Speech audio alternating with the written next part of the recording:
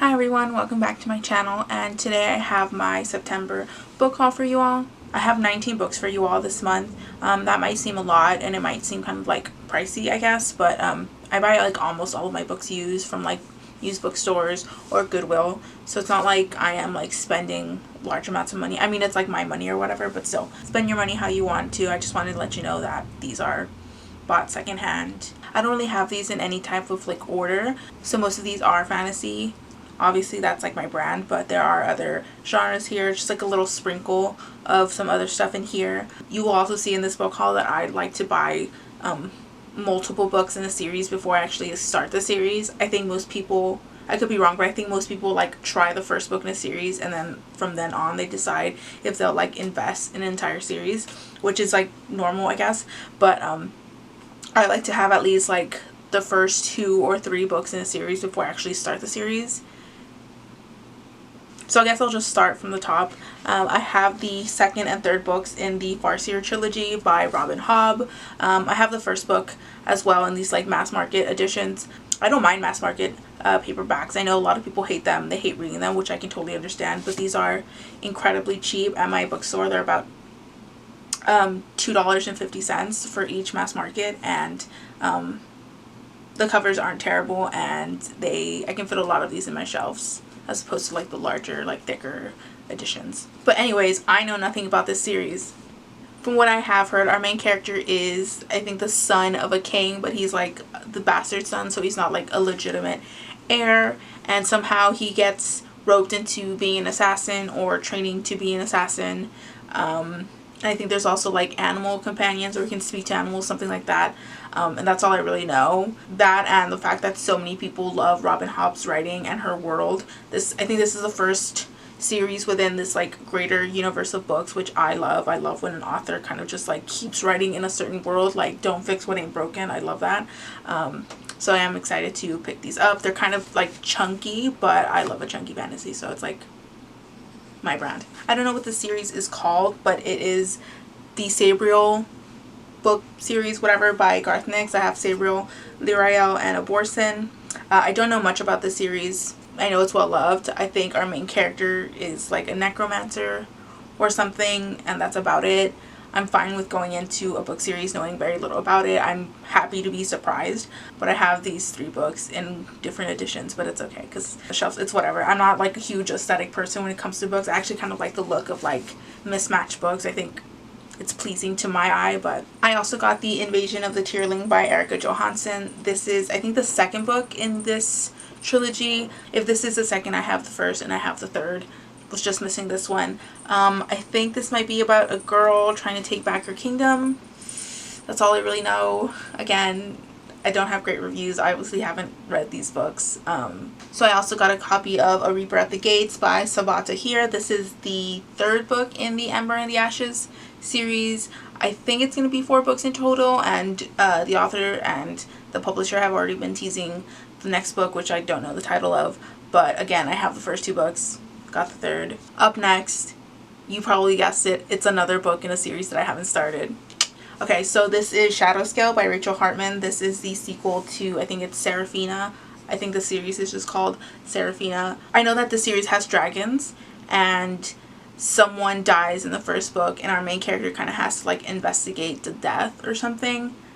That's a lot more than what I knew about the previous series, so I feel accomplished. I am actually thinking of picking up this one, or like the series, like sooner than like the other ones. For some reason, I'm just like really in the mood for like dragons. I think those are all the books in a series that I like don't know much about. So I actually have another series that I haven't started, but I actually know more about this, and this is the Lockwood & Co.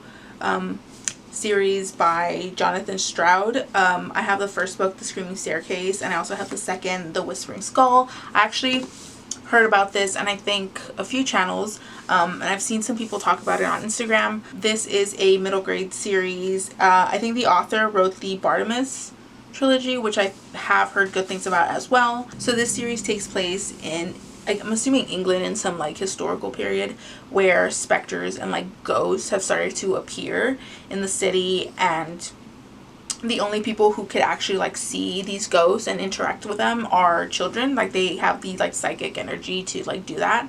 So a lot of these paranormal investigator teams or companies have started to employ like children to work for them. And Lockwood and Co. is the only like company that is run by children, with like I guess like adult supervision or like adult like interference. And we follow these characters, I guess, like hunting ghosts. I actually have this on my TBR for October because I think it just like fits the spooky ghosty vibes. I also have Hollow City by Ransom Riggs. This is the second book in the Peculiar Children series. I kind of like read the first book a while ago and I enjoyed it enough and I thought it had like nice spooky vibes, but I just like never got around to getting the second book until I saw this at like a Goodwill for like $2, so I picked it up. Should I also put this on my October TBR? It's like spooky-ish. I would consider the series fantasy, but like now that I think about it, it's kind of like creepy because there's like monsters trying to like, I guess, eat children or something. I don't remember, but and the photos inside could also be really creepy as well. I also got copies of The Heart of Betrayal and The Beauty of Darkness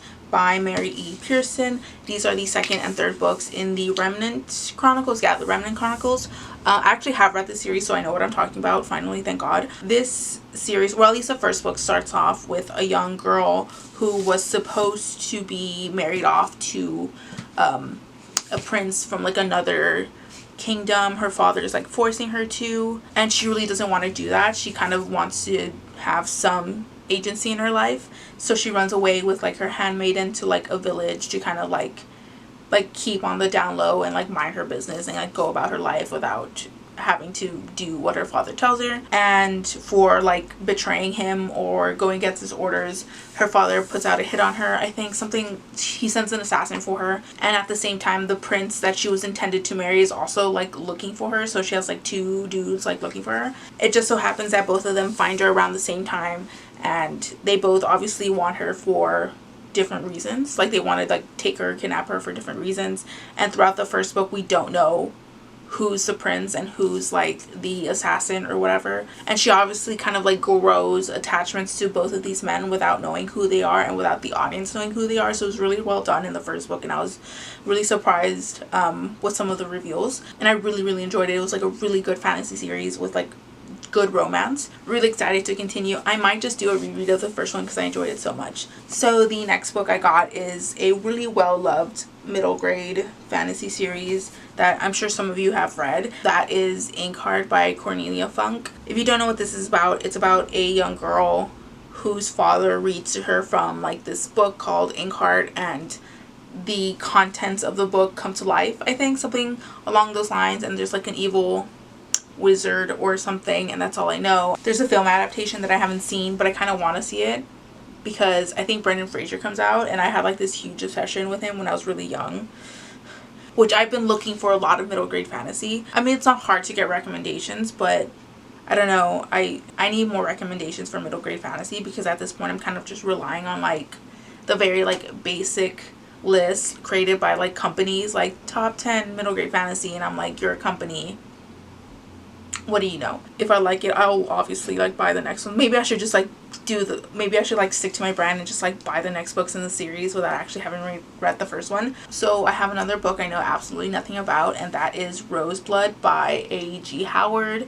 A.G. Howard wrote the like Alice in Wonderland Splintered series. I think she writes a lot of like fantasy classic retellings. I don't know, but this is a Phantom of the Opera inspired retelling. I don't know if this is a fantasy or if this is just like historical fiction with the Phantom of the Opera like angle, but that's all I know, and that's all I need to know. I also got book 1 of the Themis Files by Sylvain Nouvelle. This is Sleeping Giants. Again, another really loved book that I was really interested in reading like once upon a time. This is about a girl who finds this like giant mechanical being object, I don't know, like in the earth. And as she grows up, she eventually becomes like one of the scientists to study this object that I guess has like a lot of mystery surrounding it. Don't know much else. I don't know if it's like a first contact type story or whatever. I have heard that the audiobooks are really well done, but I found this like paperback copy, again, really cheap at like a used bookstore. So my used bookstore doesn't usually have a lot of like really hyped up popular books. Those tend to go like really quickly. So when I do see them I kind of just like stash them up. So this next book is the like only book that I bought like at a non-used bookstore, but it was still incredibly cheap because it was like bargain priced, and that is The Cult on Fog Island by Mariette Lindstein. This is about a young woman who joins this like new age movement, and she gets like really like dazzled and enamored by, I guess, like the leader of this movement group. Takes her to this island, and like no one ever leaves the island, and that's kind of like all I know. I think this is like a Swedish novel. I see some like Swedish awards noted on the back. I didn't see this when I originally bought the book, but I was like looking at the like about author page inside, and apparently the author used to be part of the Church of Scientology, and then she left and now like devotes her time to speaking about cult or cult-like groups. So I'm assuming that she has a lot of insight on some of the topics discussed here. So I'm almost done. I only have 2 more books. I have The Widow by Fiona Barton. This is just a pretty standard suspense thriller novel. So we follow a woman whose husband was accused of a crime. I don't think he was ever convicted, but he was like a prime suspect in some crime. I'm not sure what the crime was. And our main character kind of played like the doting wife who like never suspected her husband of like committing the crime. She was like always like his cheerleader type, and they were harassed, obviously, probably her more than him.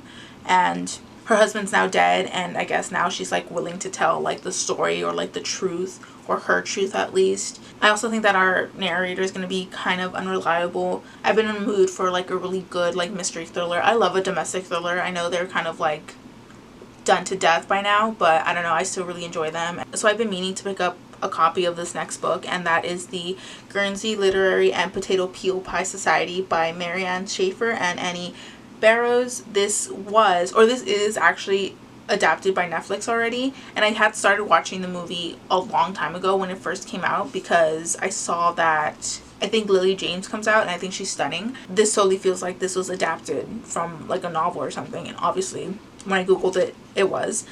So I kind of like turned off the movie and never continued it because I really wanted to read the book. It's told in letters, which I didn't know. It's about a writer who gets invited to this literary society. She finds out through, I guess, conversations or just experiences on this island how the island like fared during its like German occupation. I think this takes place a year after the war ended. From what I remember of the movie, I think there's going to be some romance and some tragedy. So those are all the books that I got during September. Let me know if you've read any of these, or if I introduced you to like another series or something that you haven't heard of, or you've been interested in trying out. I'd love to know your thoughts on like anything. Feel free to like, comment, subscribe. I'm really active on my Instagram, so if you want to like immediately get into contact and like have me immediately respond, you can do that there. Thank you so much for watching, and I will see you in the next video. Peace out.